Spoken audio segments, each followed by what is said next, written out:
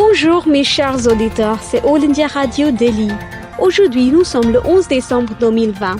Vous êtes à l'écoute du service français de All India Radio. Voici maintenant les informations présentées par Devika Sharma. Tout d'abord, les grands titres. L'Inde et l'Ouzbékistan tiennent leur premier sommet virtuel aujourd'hui. Le ministère des Affaires étrangères organise une table ronde sur le Conseil de coopération du Golfe Inde en vue de la convention Pravasi Bharati Divas.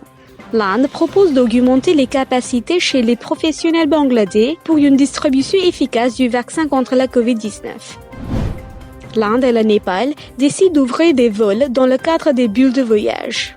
Les États s'opposent à la tentative du Texas de renverser l'élection américaine à la Cour suprême. La Chine annonce des contre-sanctions aux responsables américains et révoque l'exemption de visa pour les détenteurs de passeports de diplomates américains en visite à Hong Kong et Macao. Brexit. Aucun espoir d'accord commercial avec l'Union européenne, déclare le Premier ministre britannique. Les experts américains recommandent l'approbation du vaccin Pfizer. Le Maroc et Israël normalisent leurs relations diplomatiques sous l'édige de Donald Trump. Baisse record de 7% des émissions de dioxyde de carbone en 2020 liées au Covid-19. Mes chers amis, vous êtes à l'écoute du service français de All India Radio. Maintenant, nous vous présentons les actualités en détail. Un sommet virtuel aura lieu aujourd'hui entre le Premier ministre Narendra Modi et le président de l'Ouzbékistan, Shavkat Mirziyoyev. Il s'agira de la première réunion bilatérale en mode virtuel entre l'Inde et un pays d'Asie centrale. Les dirigeants discuteront de l'ensemble des relations bilatérales, y compris du renforcement de la coopération entre l'Inde et l'Ouzbékistan dans le monde post-Covid. Ils échangeront également leur point de vue sur des questions régionales et mondiales d'intérêt mutuel. L'Inde et l'Ouzbékistan ont continué d'entretenir des échanges de haut niveau dans un passé récent. Les visites du Premier ministre Modi en Ouzbékistan en 2015 et 2016 et du président Mirziyoyev en Inde en 2018 et 2019 ont insufflé un nouveau dynamisme au partenariat stratégique. Plusieurs accords intergouvernementaux et protocoles d'accord devraient être conclus en même temps que le sommet virtuel. Le ministère des Affaires étrangères organise aujourd'hui deux tables rondes virtuelles sur le Conseil de coopération du Golfe, CCG, Inde, en préparation de la convention Pravasi Bharati Divas, qui se tiendra le mois prochain. Selon une déclaration officielle, le ministre d'État aux Affaires étrangères, M. V. Mullidharan, prendra la parole lors des deux tables rondes. Une quinzaine d'éminents experts indiens et internationaux participeront à ces discussions. Ces échanges alimenteront les sessions plénières de la principale convention sur les droits des personnes handicapées, prévue en janvier 2021. Le premier table ronde servira de plateforme pour discuter des moyens pour lesquels les liens historiques entre les peuples et les excellentes relations politiques et économiques entre l'Inde et le CCG pourraient être utilisés pour contribuer à la vision d'une Inde autonome sur la voie d'une économie de 5 000 milliards de dollars. Le deuxième table ronde portera sur l'harmonisation des compétences de notre main-d'œuvre en fonction des évolutions technologiques et des changements économiques dans la région du Golfe. Il sera également question des différentes mesures prises par le gouvernement indien pour sauvegarder les intérêts de travailleurs indiens, en particulier ceux de la région du Golfe. Le haut-commissaire de l'Inde au Bangladesh, M. Vikram Doraiswamy, a rendu une visite de courtoisie à la première ministre du Bangladesh, Madame Sheikh Hasina, à sa résidence officielle, Gana Bhavan, à Dhaka aujourd'hui. Au cours de cette rencontre, il a exprimé la volonté de l'Inde de contribuer à l'amélioration des capacités de prestation de services chez les professionnels bangladeshis pour le vaccin contre la COVID-19, rapporte l'agence de presse officielle BSS. M. Doraiswamy a insisté sur la nécessité de renforcer les interactions entre entreprises de deux pays pour le bénéfice mutuel. Il a dit que la liaison ferroviaire Chilai-Hatti-Halibari serait inaugurée, ainsi que d'autres projets lors du prochain sommet virtuel entre le Premier ministre Modi et la Première ministre Hasina en décembre. La Première ministre Hasina a évoqué la contribution de l'Inde dans la guerre de libération du Bangladesh et la reconstruction du pays après la guerre. Se référant à l'accord sur les frontières terrestres ratifié par le Parlement indien, le Premier ministre a déclaré que tous les Indiens sont unis dans leur voix en ce qui concerne le Bangladesh. L'Inde et le Népal ont décidé d'ouvrir des vols dans le cadre des bulles de voyage. comme l'Inde l'a fait avec plusieurs pays. Selon certaines sources, l'Inde avait auparavant proposé cette solution au Népal, et ce dernier l'a maintenant approuvé après que le ministre des Affaires étrangères, M. Harshvardhan Shringla, a souligné l'importance de la connectivité entre les personnes lors de ses récentes visites.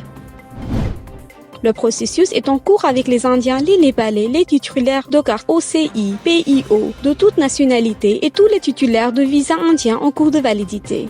Dans un premier temps, il y aura un vol quotidien de chaque côté entre Delhi et Katmandou. Le système de Builder suivra les protocoles médicaux, comme c'est le cas avec d'autres pays, et comprendra un rapport de test RT-PCR de 72 heures avant le voyage. Aux États-Unis, la Géorgie, le Michigan, la Pennsylvanie et le Wisconsin ont hier demandé à la Cour suprême des États-Unis de rejeter un procès intenté par le Texas et soutenu par le président Donald Trump, visant à annuler la victoire électorale du président élu Joe Biden. Les États affirment que l'affaire n'a aucun fondement factuel ou juridique et démontre de fausses revendications. Josh Chapario, le procureur général démocrate de Pennsylvanie, a écrit dans un document adressé aux 9 juges demandant à la Cour suprême de reconsidérer une masse de revendications sans fondement concernant des problèmes liés à l'élection qui ont déjà été examinés et rejetés par cette Cour et d'autres tribunaux. Mardi, le Texas a déposé directement auprès de la Cour suprême la plainte contre les 4 États du champ de bataille électoral. Il a demandé que les résultats du vote dans ces États soient rejetés en raison des modifications apportées aux procédures de vote qui ont permis d'élargir le vote par correspondance pendant la pandémie de coronavirus. Le campagne de Trump et ses alliés ont déjà intenté de nombreuses poursuites devant les tribunaux d'État et fédéraux pour contester les résultats des élections. Le candidat démocrate à la présidence, M. Joe Biden, a battu Trump dans les 4 États lors de l'élection du 3 novembre. La Chine a annoncé hier qu'il annulerait l'exemption de visa dont bénéficiaient jusqu'alors les porteurs de passeports diplomatiques américains pour se rendre à Hong Kong et à Macao. Washington avait ainsi imposé lundi des sanctions financières et une interdiction de voyager à 14 vice-présidents du comité permanent du Parlement chinois. Les États-Unis ont allégué que ses membres ont joué un rôle majeur dans la disqualification par Pékin le mois dernier des législateurs élus de l'opposition à Hong Kong.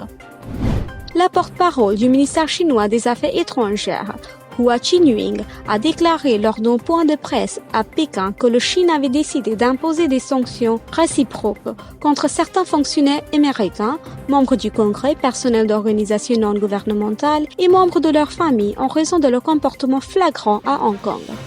La Chine exhorte à nouveau les États-Unis à cesser immédiatement de s'ingérer dans les affaires intérieures et à ne pas continuer à emprunter ce mauvais et périlleux chemin, a souligné la porte-parole. Le pays a refusé de donner les noms de personnes sanctionnées ou de dire quand les sanctions commenceront. Selon Boris Johnson, il est fort possible que le Royaume-Uni ne parvienne pas à conclure un accord commercial avec l'Union européenne après le sommet de Brexit. S'exprimant pour la première fois après sa rencontre à Bruxelles avec le chef de l'Union européenne, le Premier ministre a déclaré que le moment est venu pour les entreprises et les citoyens de se préparer à l'éventualité d'un échec de l'accord. Les négociations se poursuivent et le temps presse pour parvenir à un accord avant que le Royaume-Uni ne cesse de respecter les règles commerciales de l'Union européenne le 31 décembre. Les semaines précédentes des discussions intensives entre fonctionnaires n'ont pas permis de surmonter les obstacles dans les domaines clés, notamment les règles de concurrence et les droits de pêche. M. Johnson a rencontré le président de la Commission européenne, Ursula von der Leyen, mercredi, mais les deux parties n'ont pas réussi à faire une avancée décisive. M. Johnson a déclaré que les négociateurs britanniques qui avaient pris les négociations avec leurs homologues de l'Union européenne à Bruxelles feraient un effort supplémentaire pour parvenir à un accord. Il a ajouté que l'Union européenne voulait maintenir le Royaume-Uni enfermé dans son système juridique ou dans des taxes sur les importations, ce qui avait rendu les choses encore plus difficiles.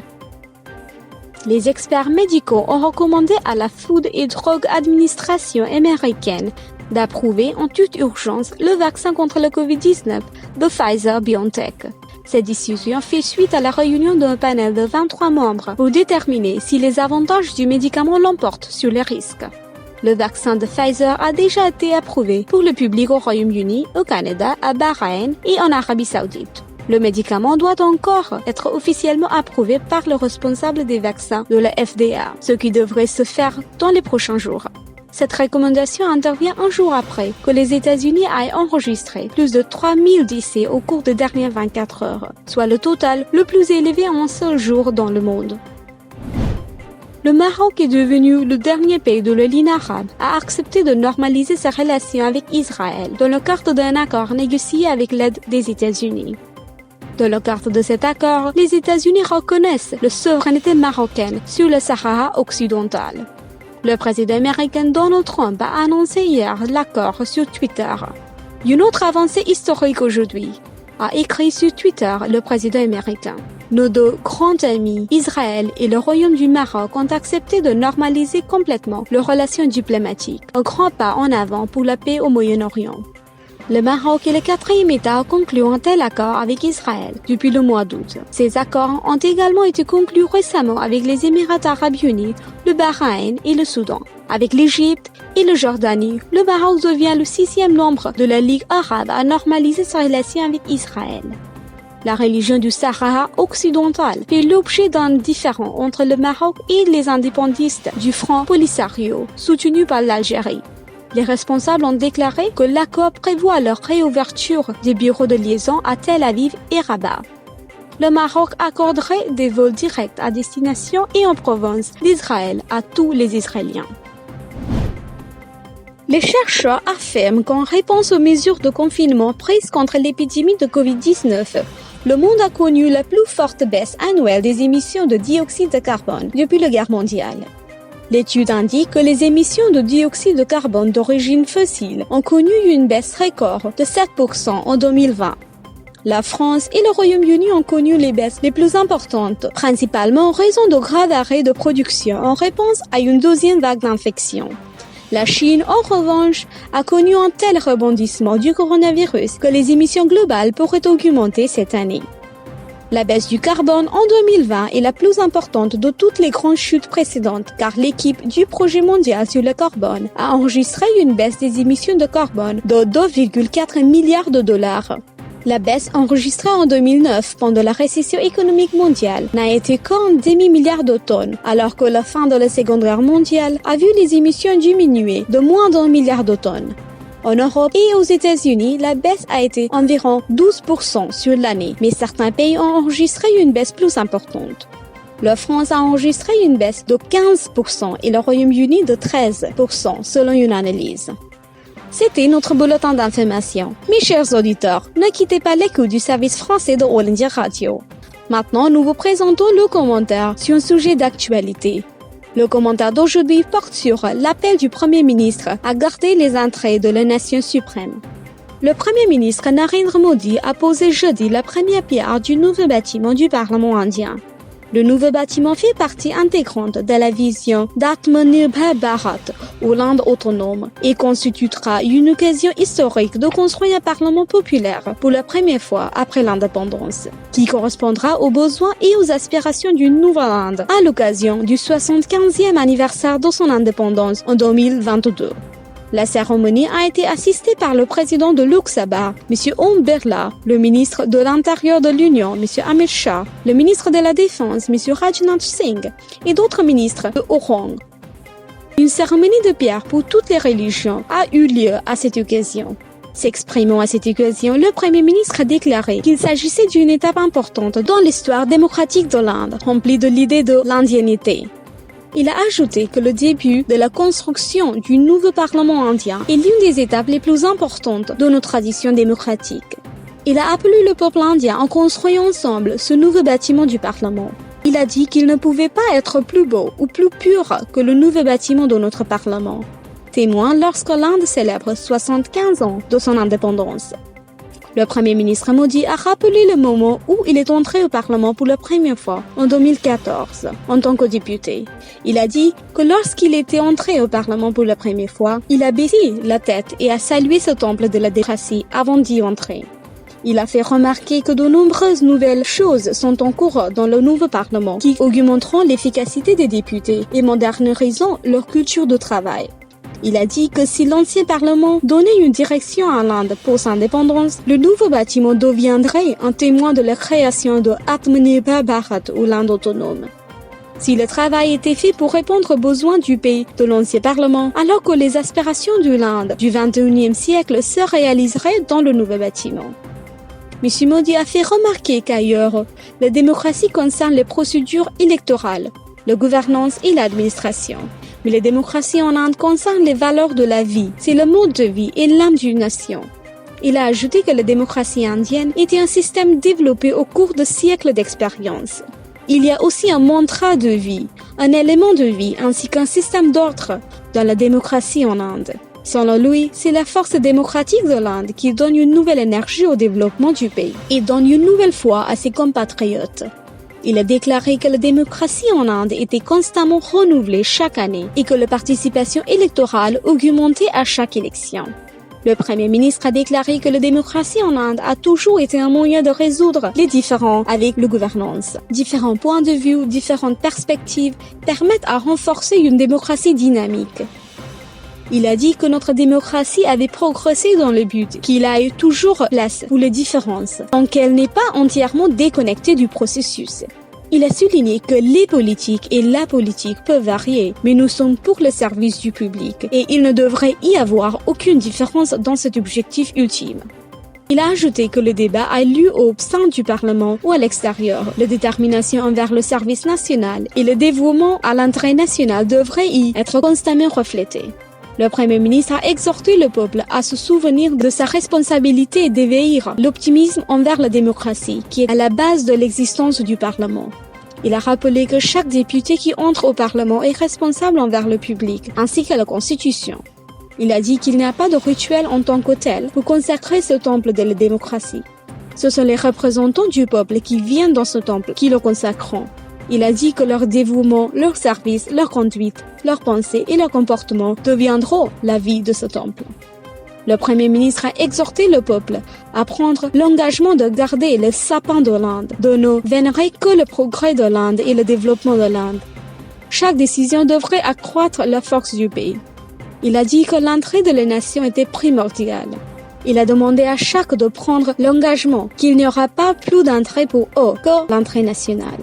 Leur préoccupation pour le pays sera plus que leur propre préoccupation personnelle. Rien ne sera plus important que l'unité, l'intégrité du pays. La dignité et le respect de la constitution du pays sont les plus grands objectifs de notre vie. Vous venez d'écouter le commentaire d'actualité rédigé en anglais par M. Padam Singh, analyse de nouvelles chez All India Radio, traduit par Savita Pitaneja, responsable du service français de OSD chez All India Radio et présenté par Devika Sharma. Mes chers amis, c'est All India Radio Delhi. Nous venons maintenant à la fin de notre programme d'actualité. Merci.